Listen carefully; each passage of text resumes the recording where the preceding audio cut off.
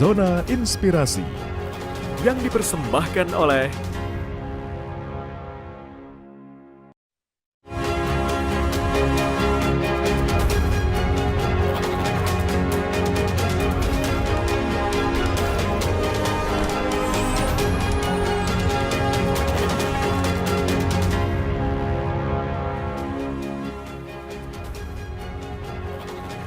Saudara, Kabupaten Puncak terletak di kawasan Pegunungan Tengah, Provinsi Papua Tengah. Kabupaten ini merupakan hasil pemekaran dari Kabupaten Puncak Jaya. Di awal pembentukannya, kabupaten ini menghadapi berbagai konflik sosial, serta dengan kondisi geografi wilayah yang berbukit, kabupaten ini sempat menjadi daerah terisolir. Di tengah tantangan tersebut, pemerintah Kabupaten Puncak terus berupaya melakukan pembangunan dan pengembangan ekonomi daerah, serta terus melakukan rekonsiliasi dalam penyelesaian konflik sosial. Lalu bagaimana upaya pemerintah Kabupaten Puncak dalam menghadapi tantangan tersebut, serta apa saja capaiannya? Kita akan bahas selengkapnya selama 30 menit ke depan bersama saya Egit Hapsari, hanya di Zona Inspirasi.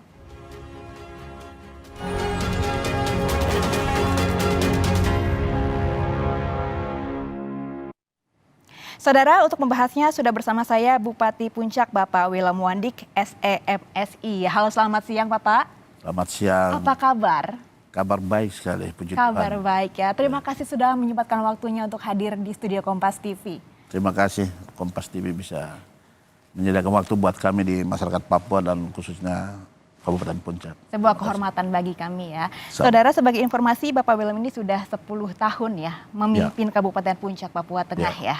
Benar. Baik, boleh diceritakan mungkin kepada saudara Kompas TV yang menyaksikan seperti apa kondisi mungkin secara geografis maupun demografis? Ya, Kabupaten Puncak ini kan terletak di paling tertinggi dan paling tengah dari seluruh wilayah Papua. Nah, sehingga Kabupaten Puncak ini baru saja tahun 2008 dibentuk oleh negara, yaitu dibentuk Kabupaten Puncak dan pemekaran dari Puncak Jaya. Sudah 15 tahun ya? Sudah baru 15 tahun. Nah, dalam rangka itu bagaimana kabupaten ini kan sangat terisolir, sangat disentuh oleh dunia infrastruktur yang lain seperti jalan, laut, penerbangan, karena posisi kabupaten ini ada di pas jantungnya jantungnya Papua. Nah, sehingga negara hadir dengan bentuk kehadiran dengan kabupaten, sehingga kabupaten ini menjadi salah satu center untuk mengubah berbagai pendidikan, berbagai infrastruktur yang ada di sana, baik itu pendidikan, baik itu kesehatan, baik itu perekonomian, dan infrastruktur jalan, yaitu infrastruktur bandara. Baik, jadi saat pertama berdiri begitu terisolir, mungkin bisa diceritakan seberapa terisolirnya dan seberapa sulitkah untuk mengakses puncak? Ya, jadi awalnya kabupaten ini kan dia ada dalam ketika kita ada dalam Kabupaten Puncak Jaya, ketika dari Kabupaten Puncak Jaya juga ini juga belum sentuh pada saat itu. Contoh saja di Ilaga itu dalam mau masuk pesawat saja hanya tunggu 1 bulan 1 kali, dalam 1 minggu 1 kali, 2 minggu sekali datang.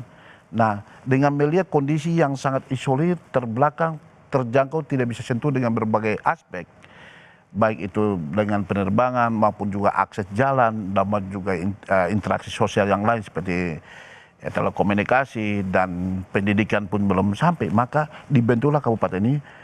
Dengan kehadiran kabupaten ini, maka upaya yang dilakukan oleh pemerintah ketika tahun 2008 itu dibentuk dan diresmikan oleh atas nama Presiden melantik di Wamena, itu Puncak Jaya, Puncak, Lani Jaya, Duga, dan Jalimo dan Mampromoteng itu 1 kali kita lantik peresmian di Wamena. Lalu setelah itu kami ke Mulia, lalu setelah itu harus ke Ilaga, dan pada saat itu dari tahun 2008 sampai dengan 2013 itu kami menghadapi situasi yang pindah dari Puncak Jaya ke sana, dan setelah itu pilkada 1999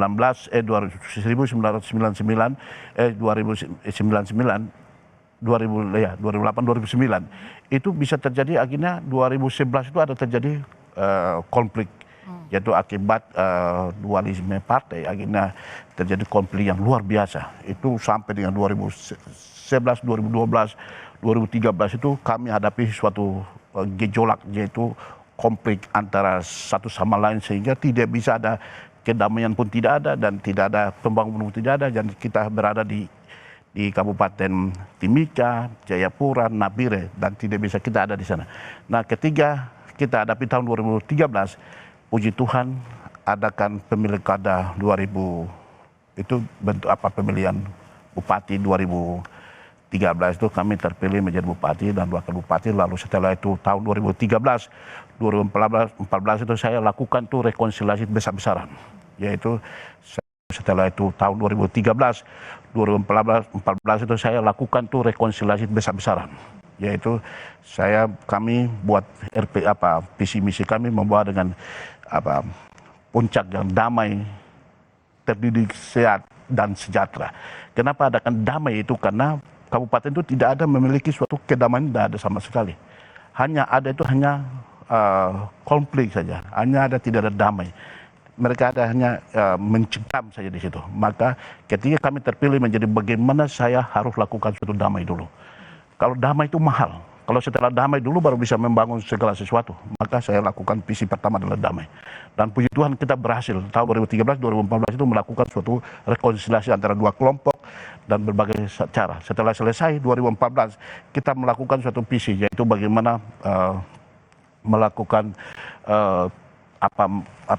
terdidik, bagaimana pendidikan itu bisa ada, bagaimana kesehatan bisa ada, bagaimana kesehatan ada. Maka pendidikan mati. Maka saya lakukan kerjasama dengan salah satu perguruan tinggi, yaitu karena UGM itu adalah salah satu melakukan kajian daerah ini. Lalu kami ada kerjasama dengan mereka. Lalu kita lakukan kerjasama dengan Bapak Bambang almarhum juga beliau. Nah, kita lakukan dan adakan kerjasama dengan UGM, bagaimana seluruh Indonesia kita kumpulkan guru-guru.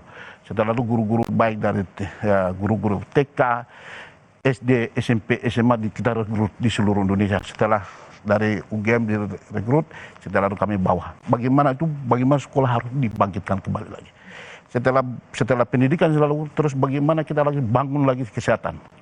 Nah, maka bangun puskesmas, setelah itu kita rekrut anak-anak, lalu disekolahkan lagi di Nabire kerjasama dengan sekolah-sekolah D3 dan juga SPK, di mana-mana kita kirim anak-anak, anak-anak sekolah yang siap untuk hilang. Kita lakukan lagi. Setelah itu kita lakukan lagi bagaimana kita melakukan lagi dengan peningkatan ekonomi. Nah, ekonomi kita lakukan lagi. Terus kita buka. Nah, tapi tidak sampai di situ saja, tetapi daerah itu kan harus dijangkau dengan penerbangan. Maka pada saat itu kami lakukan dan kita kaji. Setelah APBD kita terhabis dengan APBD kita itu harga termahal. Satu aqua saja 600 liter itu 25.000. Mobilitas sangat susah ya. Nah, memang susah sekali. Dan pesawat kita tidak bisa masuk. Kita diminta untuk tidak bisa harus ke Nabire dulu. Ke Nabire, ke Ilaga saja itu hanya butuh waktu 1 jam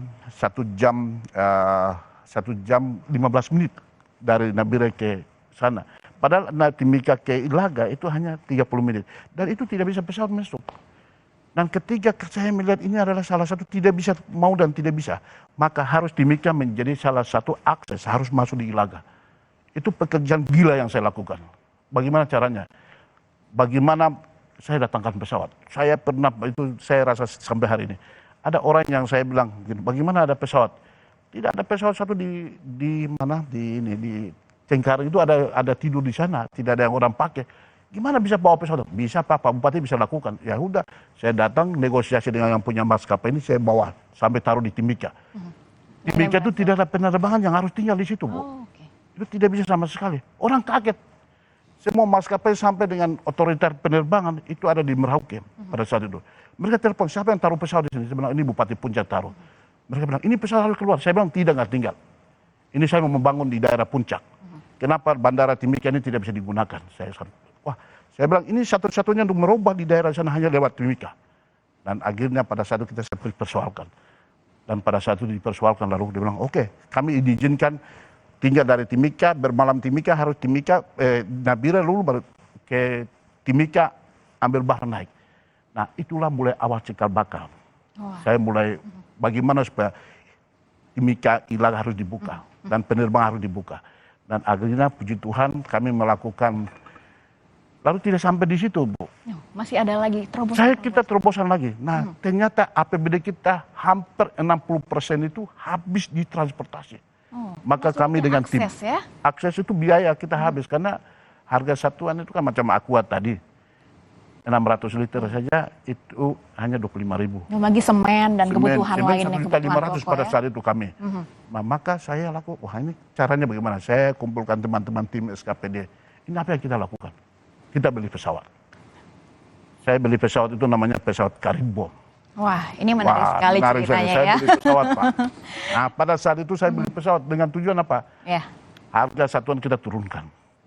Nah, puji Tuhan pada saat itu pas Bapak Presiden kami sekarang, Bapak Jokowi terpilih pada saat tahun itu juga. Ternyata Pak Presiden Jokowi memiliki suatu visi misi adalah bagaimana bikin jalan tol laut. Nah, ini dia nih, ke depan yang akan memudahkan. Iya, memudahkan. Ada, baru saya bilang begini, jangan lagi tol laut Pak Presiden, harus ada tol udara juga, karena daerah-daerah lain yang membutuhkan tol udara. Untuk melengkapi. Nah, dan pada saat itu saya beli pesawat itu. Ternyata perhubungan tuh Pak Jonan bilang ini pesawat agak lama, jadi harus perlu ada izin dan segala macam. Ini sebenarnya banyak sekali cerita yang bisa digali ya. Iya, bagaimana perubahan selama 10 tahun dan mungkin ke depannya. Nanti kita akan bercerita kembali, karena kita akan jeda sesaat lagi, tetap di Zona Inspirasi. Terima kasih.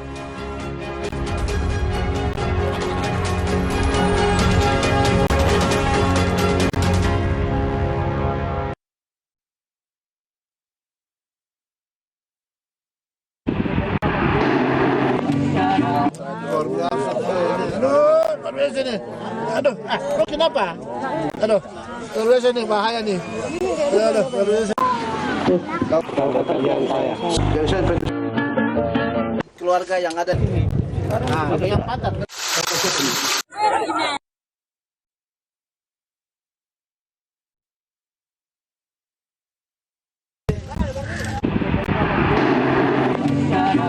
Luar biasa. Aduh, sini. Aduh, lo kenapa? Aduh, terus ini bahaya nih. Aduh, terus. Keluarga yang ada di yang padat.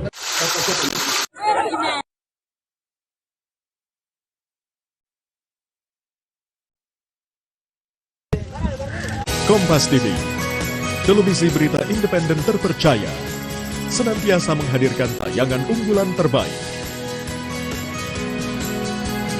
Kompas TV, independen, terpercaya. Luar biasa. Aduh, sini. Aduh, lo kenapa? Aduh, terus ini bahaya nih.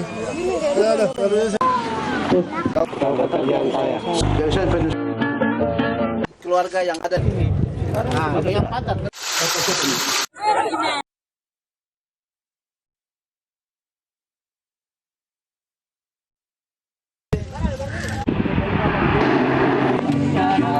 Luar biasa.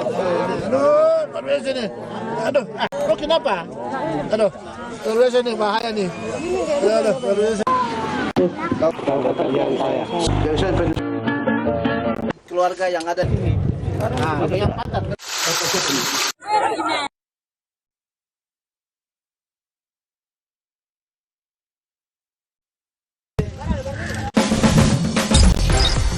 Kompas TV kini hadir di sejumlah layanan TV berlangganan. Nikmati program-program berkualitas Kompas TV di TV berlangganan pilihan Anda. Sekarang, Kompas TV, independen, terpercaya. Luar biasa. Aduh, sini. Aduh, lo kenapa? Aduh, terus ini bahaya nih. Aduh, terus. Keluarga yang ada di yang padat.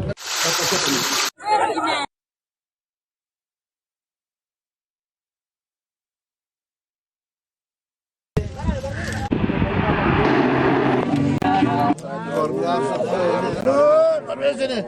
Aduh, lo kenapa? Aduh, luar biasa nih, bahaya nih. Aduh, luar biasa. Keluarga yang ada di sini. Nah, ada yang patah.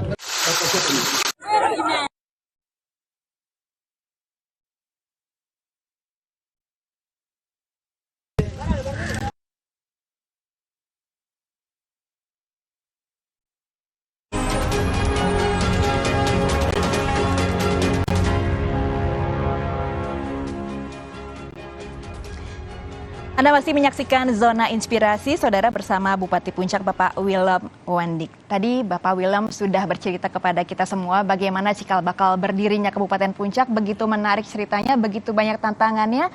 Namun untuk akses sendiri memang ini masih menjadi PR kita bersama ya. Lalu untuk solusinya bagaimana nih untuk mempermudah mobilitas warga di Papua? Ya, jadi puji Tuhan hari ini kebijakan pemerintah pusat dengan melihat hal itu maka lakukanlah satu program namanya itu Trans Papua. Trans Papua. Trans Papua itu dari Nabire Ilaga, Wamena Ilaga, itu ibu kotanya Puncak. Jadi akhir semua ada di Ilaga.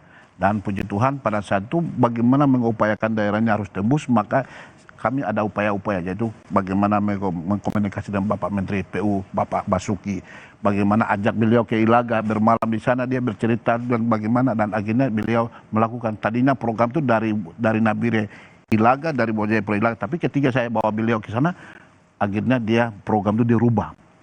Dari Intan Jaya juga masukkan program untuk tembus bagaimana membangun ke Paniai. Begitu pun Ilaga, Puncak Jaya, dan akhirnya aksesnya sudah terbuka di tahun ini. Hanya menjadi sementara agak mandek sedikit karena ada masalah keamanan yang membuat ada. Mungkin ke depan kami sudah menyampaikan kepada pemerintah pusat dalam hari ini, baik itu perhubungan maupun juga Menteri PU, bagaimana kita harus peningkatan ke depan. Kita tidak bisa mundur dari keadaan itu. Ya. Karena kenapa? Kalau akses ini dibuka, maka potensi daerah itu akan ada. Seperti kami di Puncak. Puncak itu potensi tambang. Di Tembagapura ini kan bagian dari kami juga, daerah irisan juga. Nah, sehingga potensi tambang, baik itu apakah itu emas, apakah itu uranium, apakah pertambangan macam tembaga, dan juga semua itu ada di sana. Tapi saya tidak pernah ada berbicara tentang itu, karena harus akses dulu. Ya, infrastruktur harus buka dulu antara gunung sampai di laut dulu, baru kita bicara tentang tambang.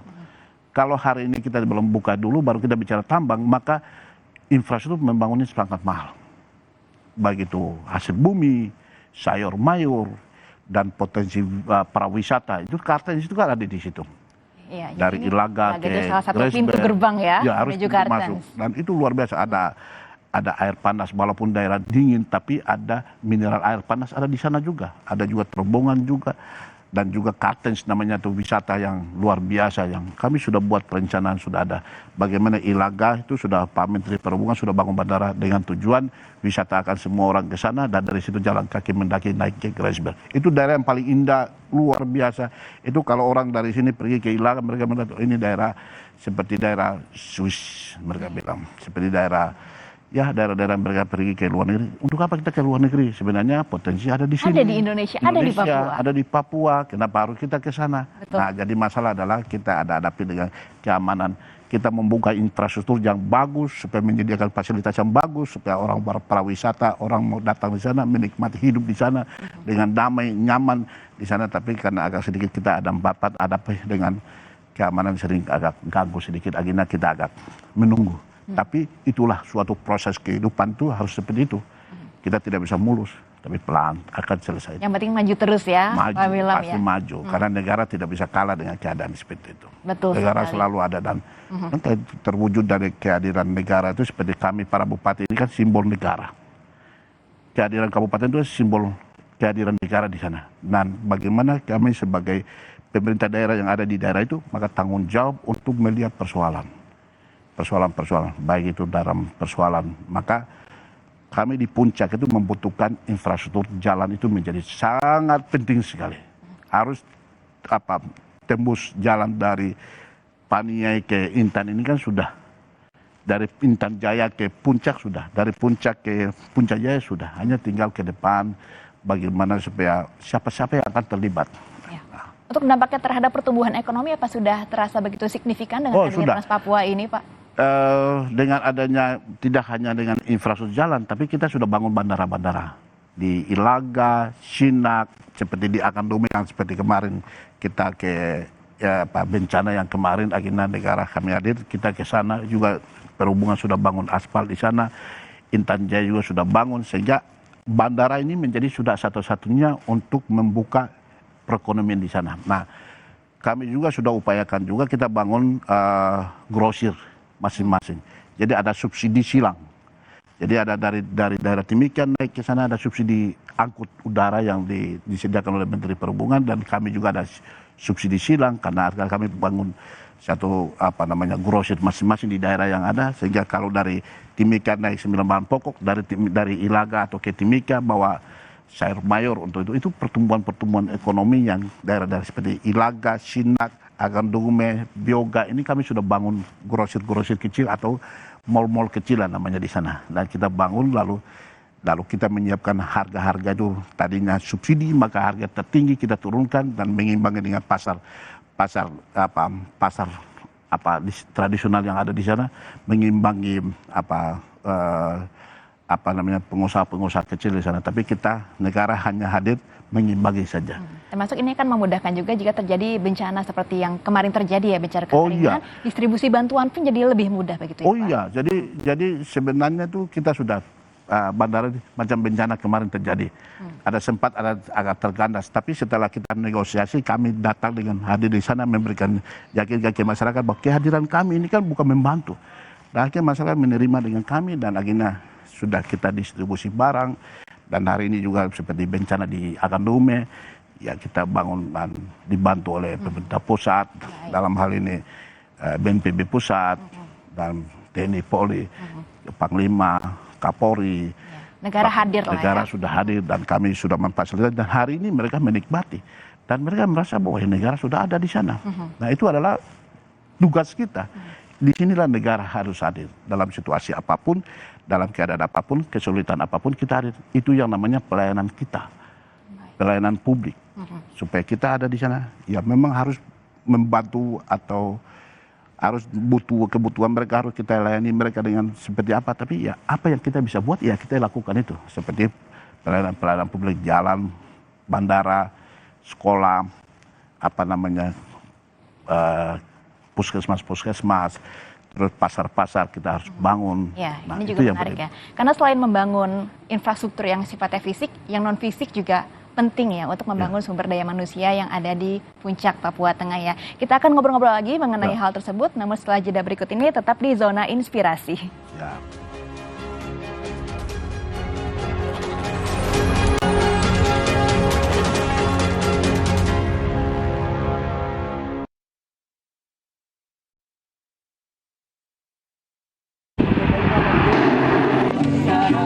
Luar biasa. Aduh, luar biasa nih. Aduh, lo kenapa? Aduh, luar biasa nih, bahaya nih. Aduh, luar biasa. Keluarga yang ada di sini. Nah, yang padat.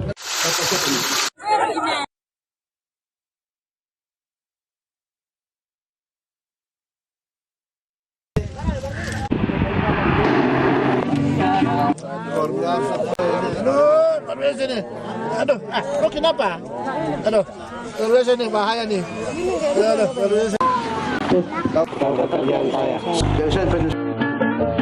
Keluarga yang ada di sini. Nah, yang padat.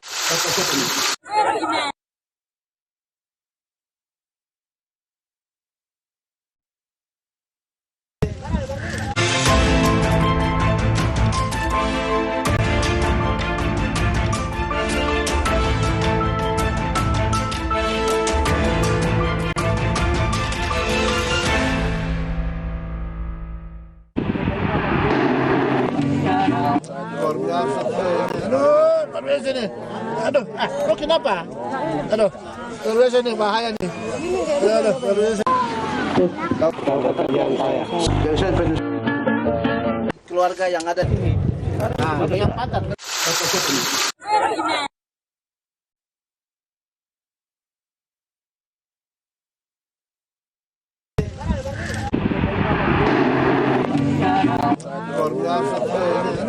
Taruh sini. Aduh, lo kenapa? Aduh, taruh sini bahaya nih. Aduh, taruh sini.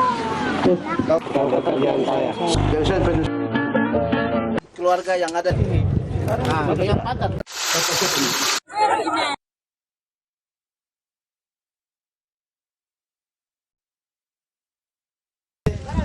Saya mengucapkan selamat ulang tahun Kompas TV yang ke-12. Terima kasih telah menghadirkan karya-karya yang terpercaya, yang sekaligus menghibur dan edukatif.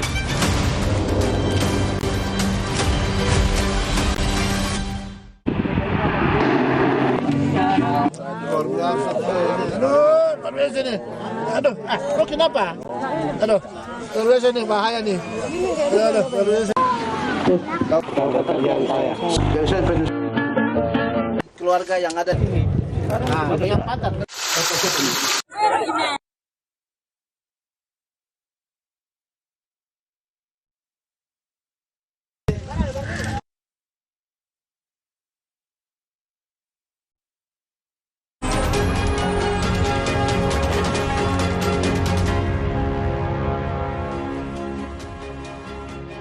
Anda kembali di Zona Inspirasi, Saudara, bersama Bupati Puncak Bapak Willem Wandik ya.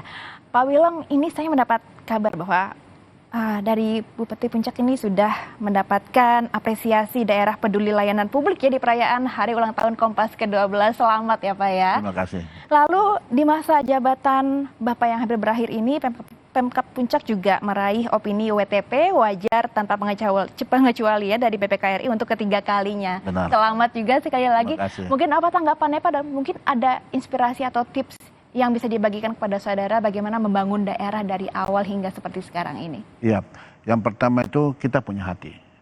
Kita harus punya rasa memiliki, rasa bertanggung jawab, rasa harus menyamah dan harus punya tanggung jawab. Lalu kita harus punya lalu kita membangun. Karena kita simbol pemimpin itu untuk membuat segala sesuatu. Bagaimana semua masyarakat menganggap bahwa pemimpin itu harus buat sesuatu. Maka pemimpin harus punya jangkauan pandangan itu sampai ke dalam, ke masyarakat. Sehingga setelah itu buat program yang sesuai dengan kebutuhan mereka yang paling penting seperti apa. Nah itu jadikan program, lalu buat program, lalu kita harus kerja. Nah sehingga apa yang selama kami lakukan selama 10 tahun atau 5 tahun ke depan ini kan, 5 tahun ini kan kita hadapi dengan COVID, lalu kita hadapi dengan keamanan. COVID ini membuat kita tidak bisa buat dapat dalam 3 tahun. Tapi mulai masuk tahun 2000 terakhir ini kan kita mulai jalan. Nah, maka harapan kita ke depan, infrastruktur menjadi sangat penting. Kehadiran PUPR sangat penting. Kehadiran perhubungan bandara-bandara sangat penting untuk di kabupaten ini. Tidak hanya di Kabupaten Puncak, tapi Intan Jaya, Puncak Jaya, Langit Jaya, Dugama, bahkan juga Paniai ini adalah salah satu yang harus adakan ketersediaan infrastruktur bandara dan infrastruktur jalan itu menjadi penting. Kalau ini akan ada di sana, maka akan bertumbuhnya pendidikan akan sendiri, akan bertumbuhnya kesehatan juga akan bertumbuh, akan perekonomian akan tumbuh, harga akan turun, maka disitulah rasa memiliki kehadiran negara dan rasa memiliki dan masyarakat berpoya-poya dengan harga yang murah, dan itu harapan kita ke depan seperti itu. Baik, jadi dengan memimpin dari hati, semoga yang Bapak tinggalkan ini legasi-legasi baiknya akan dapat diteruskan demi kemajuan Puncak Papua Tengah. Baik, terima kasih Bapak Willem sudah berkenan hadir dan berbagi inspirasi bersama saudara Kompas TV. Semoga ini bisa menjadi manfaat dan inspirasi bagi saudara yang menyaksikan. Tidak terasa sudah 30 menit saya menemani Anda. Terima kasih atas kebersamaannya. Saya Egit Hapsari pamit undur diri. Terima kasih dan sampai jumpa. Terima kasih.